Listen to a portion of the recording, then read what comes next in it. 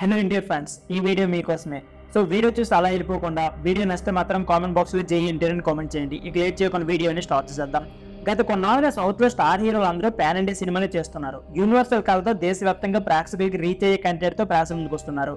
ఇలాంటి కథలకి భారీ బడ్జెట్ తెరకెక్కించడానికి నిర్మాతలు కూడా ముందుకు వస్తున్నారు. అయితే పాన్ ఇండియా కథతో సినిమాలు చేస్తున్నప్పుడు కంటెంట్ని బలంగా జనాలకు పంపించాలి.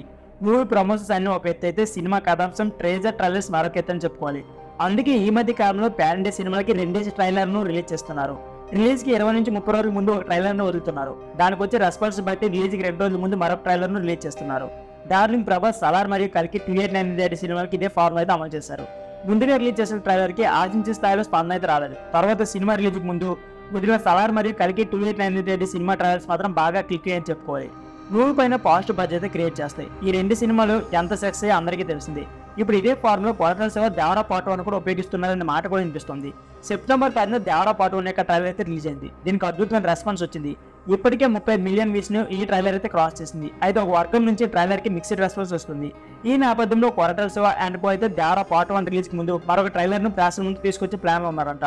మూవీ రిలీజ్ అయిన రోజా లేదంటే ముందుగానే ఈ ట్రైలర్ ను వదిలే అవకాశం కూడా ఉంది. ఇదే జరిగితే ఖచ్చితంగా రిలీజ్ ట్రైలర్ తో మూవీకి ఎంతో కొంత అదన ప్రమోషన్ లభిస్తుంది. కంటెంట్ కూడా మరింత బలంగా జనాలకు రీచ్ అవుతుంది. ఫస్ట్ డే కలెక్షన్ పెరుగుదలకి ఇది బాగా వెళ్ళిపోతుందని తెలుస్తుంది. ఇకపోతే దేవరా మూవీ సెప్టెంబర్ 25న వరల్డ్ 5 భాషల్లో రిలీజ్ అవుతుంది. ఇకపోతే జాన్వీ కపూర్ ఈ చిత్రంలో హీరోయిన్ గా నటించింది. ఇకపోతే సైఫ్ అలీ ఖాన్ ప్రతినాయకునిగా కనిపిస్తున్నారు. ఇప్పటికే దేవరా మూవీ పైన 350 నుంచి 400 కోట్ల మధ్య ఫ్రీ బిజినెస్ జరిగింది. భారీ అంచనా మధ్య ఈ చిత్రం థియేటర్లకు వస్తుంది. సో ఫ్రెండ్స్, ఇదే వీడియో. ఈ వీడియో నచ్చితే please like, share and subscribe channel. Thanks for watching.